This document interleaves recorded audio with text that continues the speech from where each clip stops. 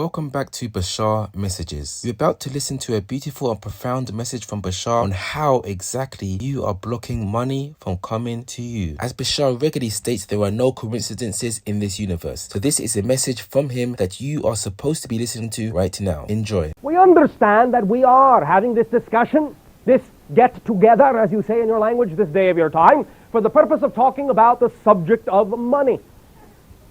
Now, yours is not the only planet that has it, but it is one of the few we have encountered that does. But that's all right. It is unique, it is valid, and since we understand it is one of the ways your planet works, we will talk about it in direct terms. Now, the idea to understand, first and foremost, is this. Do not mean to disappoint you, but I will not be telling you how to win the lottery.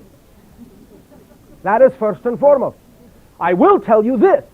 You have the ability to win the lottery, but you must understand that it has to be keyed to the strongest excitement within you and has to be an all-consuming focus or an absolute knowingness for you to allow yourself to fall into the appropriate slot where that can synchronistically represent itself to you as one form of abundance on your planet. It can be done, but that's not what we're here to discuss. We're here to discuss the idea of how you can attract more money into your life by whatever methodology you so desire.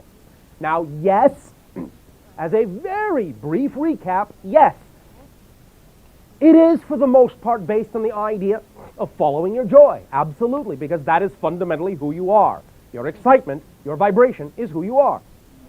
By acting on your joy, it is far more likely that you're going to put yourself in the proper place and time to see the opportunities that can allow you to act upon them to bring you more money in your life.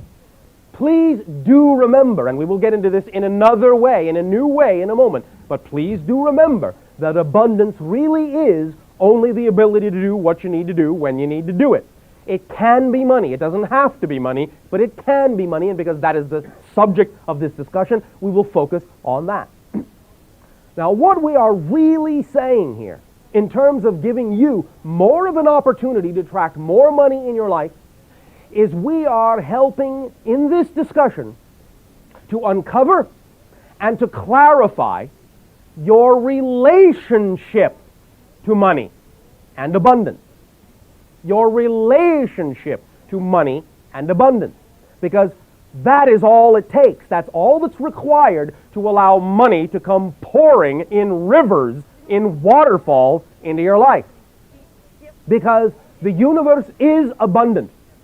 Your planet has all the money it needs for every single one of the individuals that we are talking to now in this gathering, and many, many, many, many, many, many more to become what you call millionaires. More than enough for that. Remember, one of the reasons that is so is that not everyone needs or wants to really be a millionaire. So the idea is that for everyone that is truly excited and attracted to that experience, there is enough for you to become a multi-millionaire. There is. After all, you create the idea of money. You can create what you need. Not saying that you should run out and print it. We understand your laws frown on that. But you can create what you need. You can attract what you need in your life regarding as much money as you have ever dreamed of. One of the things that we have said that does go hand in hand with this, of course, is the degree of your activity. The degree to which you put out that you exist on a level that is commensurate with receiving a lot of money in return. For individuals who are simply limiting themselves in certain ways are actually giving off a message that they don't really want or need that much money. But by expanding your expression of self, you give off more of a signal to reality, to the mirror of the universe, that money can be reflected in the degree of expansion you are willing to provide, you are willing to exhibit. Now, let us talk about three primary ideas. This will be new approaches for you regarding the concept of money. And remember, what we are doing is we are attempting to shake up, dislodge, deconstruct, then clarify and reconstruct and relodge your relationship to money. because you don't have to do anything but relate to money differently than you do in order for money to come flooding into your life. But the fact that many of you don't have a clear relationship to money is the thing that prevents that money from coming in. So, let us begin with the first of the three ideas. Now, to some degree, I've talked about this concept before, and the concept that we will now present to you in a new way is the concept of definitions, and specifically definitions that contradict one another. Remember, your beliefs, your definitions, are what create your reality. Now, one of the things we have said is the idea that you are raised with a number of conflicting ideas about money. One of the ones we have given you already is that when you are growing up, most people, especially in your culture, will say, in order to be successful, in order to be looked at as successful, in order to be considered successful, you must make a lot of money. And again, in the next breath, in the other ear, they say, but money is the root of all evil. That means if you become successful, you are going to be evil. You really do take these concepts to heart. You really do. And when you do, you create this conflict within yourself, this battle, this war within yourselves that doesn't allow you to move ahead. And it sours your relationship to money.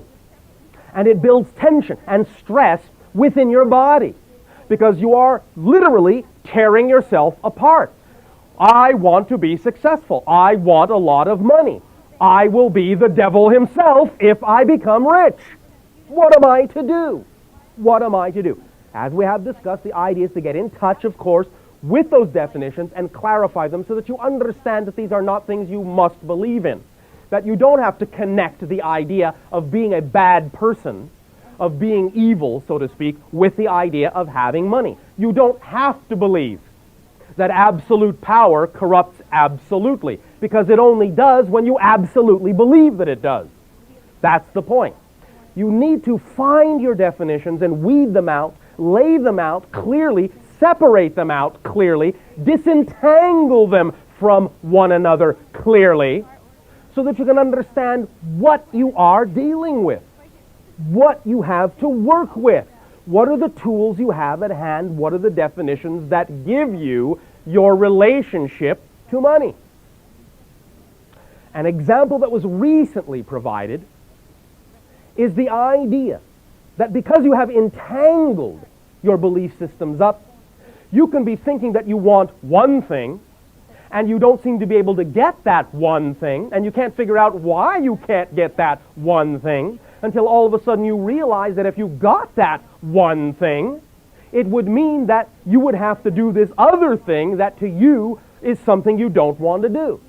And so because it is something you are absolutely 100% against doing in your mind, you will make sure that you prevent yourself from getting that first thing that would give you or force you to do the other thing. When you connect things together that way, then you will never be able to allow yourself to see clearly what your relationships are, because it will all be caught up and wound up in a bunch of different cross-conflicting belief systems.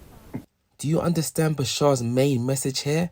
Is that many people are blocking abundance of money coming towards themselves due to their vibrational state, their relationship with money. Now, what I'm going to do is help bring you into the vibration of allowing money to come into your life with this quick guided meditation. Get comfortable. Find a quiet space where you won't be disturbed. Sit or lie down in a position that allows you to relax completely. Close your eyes and take a few deep, cleansing breaths. Feel the tension melt away with each exhale. Now, set a gentle intention for this meditation. Imagine yourself becoming a clear channel for abundance, open and receptive to the flow of prosperity. Now, bring your awareness to the curious dance humanity does with money. We crave it. We need it, yet whispers linger. Money is the root of all evil. Bashar would chuckle at this. wouldn't he? This contradictory belief throws us out of alignment with the very energy we seek. It's like trying to fill a cup while holding your hand over the spout. Let's release this limiting belief. Money is simply a tool, a neutral form of energy. It can be used for good or ill, just like water or electricity. The key is our relationship with it. Now, visualize yourself surrounded by a shimmering light, a field of pure potential. This light represents the ever-present abundance of the universe.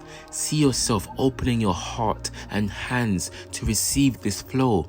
Feel the resistance melt away as you replace it with the belief that you are worthy of prosperity. Bashar would remind us that abundance is our natural state.